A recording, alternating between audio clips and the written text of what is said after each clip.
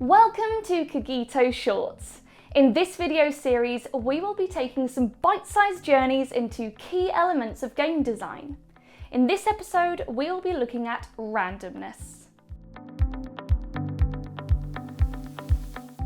There is an old tale of the invention of chess. A ruler in India long ago claimed he wanted a game which involved no luck. Fed up of losing games due solely to the capricious nature of a die roll, he wanted a game that relied only on skill, with no luck in sight. A game where the best player would always win. In short, a game of kings. He sent this challenge out across the land, promising great rewards to anyone who could create this perfect zero luck game. Hearing this, a wise board game designer set to work and created the game of chess. He brought this to the king and explained the rules, except for how to castle. No one explains that straight away. The king was delighted, and after inspecting the game carefully, he agreed it had no luck involved at all.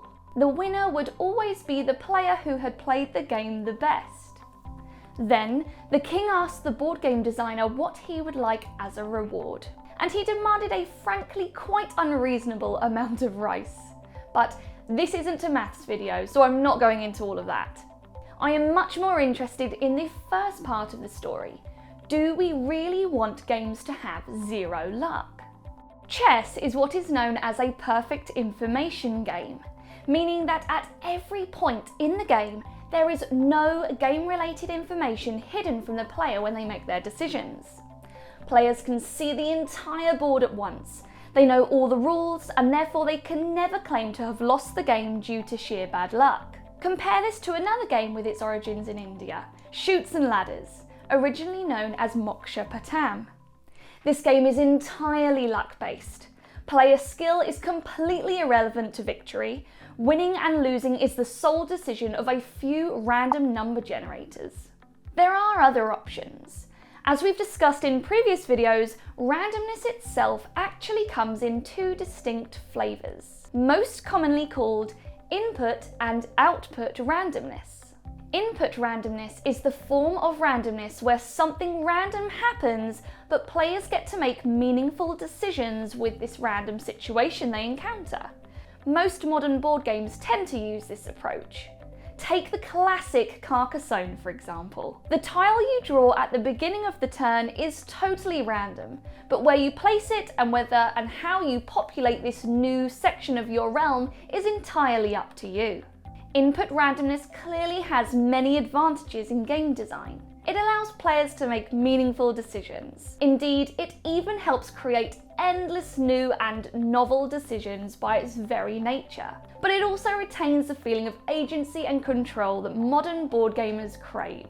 Games which focus on input randomness rarely get accused of feeling too random compared to the ire that output randomness often seems to generate. Players generally want to see their own skill as the deciding factor in their victories, and like the Indian king, reviewers often decry those games for being unfair. Is output randomness always wrong then? Well, no, sometimes this little jot of luck can be a hugely exciting proposition. In games which ask you to push your luck, this is almost a requirement if they're going to keep the intense excitement that these games are known for. Take the classic Quacks of Quedlinburg, for example. If you could look into the bag and draw the token of your choice for your bubbling broth, games would be very tedious indeed. It's the knowledge that the next token you draw could very well be a dreaded cherry bomb, which sprinkles this game with a healthy dollop of excitement in the way that only output randomness can. So when creating games, is it better to aim for perfect information, complete randomness, input or output randomness? The answer is rather unhelpfully, it depends. All of these options have their advantages and disadvantages. A perfect information system is great for games which will be played competitively, perhaps in competitions or leagues. These games will always reward the most skilled player and lessen the possibility of the best player being defeated by some unfortunate twist of fate. Total luck games are great if you want to include younger players, A 5-year-old has the exact same opportunity for success in Chutes and Ladders as a 50-year-old. The dice will decide all. On a more negative side, these games also work well to fleece adult gamblers out of their hard-earned cash.